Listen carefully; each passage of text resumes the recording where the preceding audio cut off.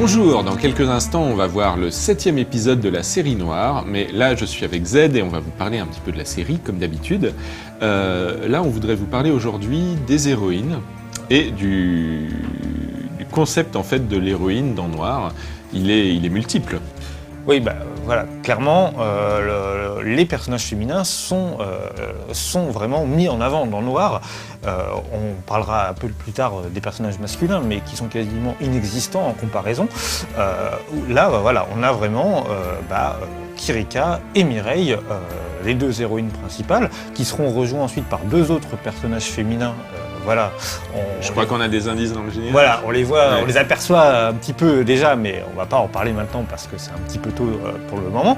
Mais en tout cas, effectivement, on sent que Mireille, qui est française, la vingtaine, bien dans sa peau, voilà, la parisienne, en tout ce qu'elle peut représenter comme femme, bien dans sa peau. La parisienne des magazines. Ouais, mais qui a aussi une tueuse à côté. Enfin, voilà, faut bien avoir une activité professionnelle.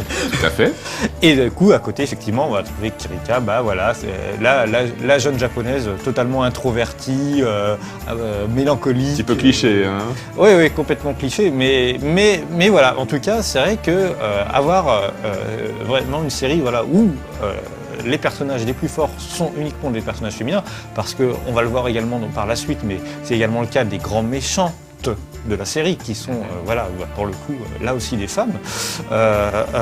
C'est vraiment plutôt étonnant, on va dire, et pas si courant que ça dans l'animation japonaise en fin de compte.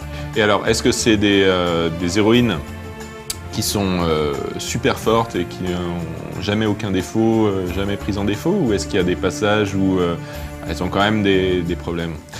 Effectivement, de prime abord, on pourrait penser que ce sont vraiment des super héroïnes presque, voilà. Mm-hmm. Et puis voilà, on voit bien qu'au fur et à mesure des épisodes, j'ai envie de dire, le vernis se craquelle un peu et on voit qu'elles ont également leurs points faibles.